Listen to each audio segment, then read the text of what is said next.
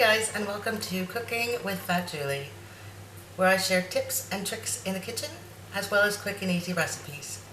Today I'm going to show you how to make a chicken pot pie, and as a bonus, some little apple pie bites at the end. First, heat your oven to 400 degrees. Then in a saucepan, put in a bit of oil, and you're going to throw in a cut up onion. I've also thrown in a little bit of garlic because if you know me, you know I love garlic. And some carrots. And we're going to stir those around and cook them for about 6 to 8 minutes. Once things have started to soften up a bit, you're going to add about 3 tablespoons of flour. Just sprinkle that on top of your vegetables.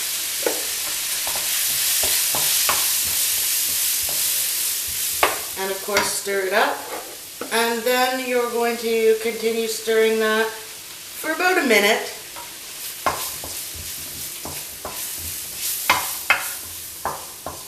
Doing it this way is going to help you to avoid those gluey lumps that love to form when we're using flour or cornstarch to thicken a sauce. So I'm going to stir that for about a minute, and then we'll move on to our next step. Now I'm going to add about a half a cup of white wine, and I'm going to stir that up. I'm going to stir that up until that wine has evaporated. If you're cooking for a family, don't worry about it. When you cook wine like this, all of the alcohol evaporates. So now I'm going to add 2 cups of milk.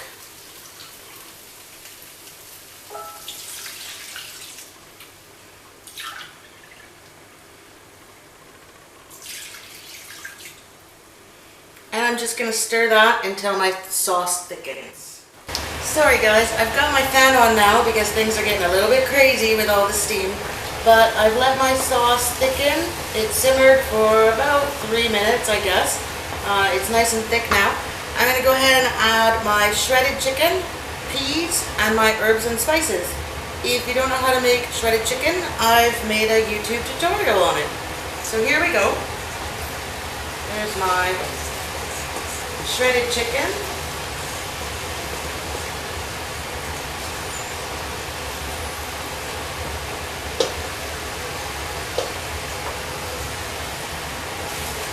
I'm going to add some peas. Give that a little stir. Now I'm using bought pie crust for this because I just didn't have the time to make my own. You can make your own if you want. I'm going to add a little bit of salt, which doesn't seem to be coming out very well. I'm going to add a tiny bit of thyme.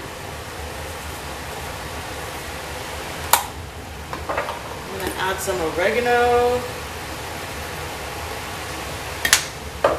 and some parsley. Oh, that was a lot. A bit of pepper.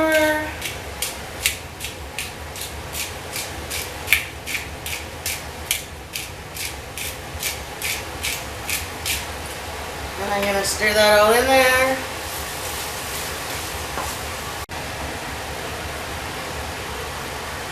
I added a little bit more milk because I found that my sauce was a little bit thicker than what I wanted. Of course, if you want yours thinner than what mine is, just add some more milk. At this point, I'm just going to let it cool off a tad because I'm running a bit in advance. And then I'm going to throw it into my pie plate on my pie crust and show you how to do that. So I'm going to take my filling and put it in my pie crust. Just flatten that down a bit.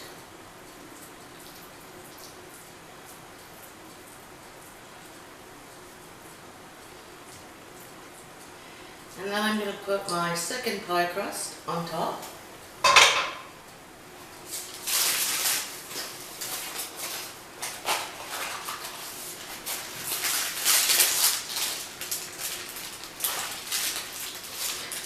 Now to seal this, I'm going to use a fork and just press that down all around. Of course, you can also do it with your fingers or whatever method you prefer. And I'm going to go all the way around and press that right down to the pie plate. Don't forget to cut vents into your pie crust to allow the steam to escape. Otherwise, you're going to have a problem. I'm going to use a knife to cut off the excess pie crust from around the side, just like that. And I'll go all the way around. And I'm going to save what's left to make some sort of a dessert, probably little apple pie bites or something.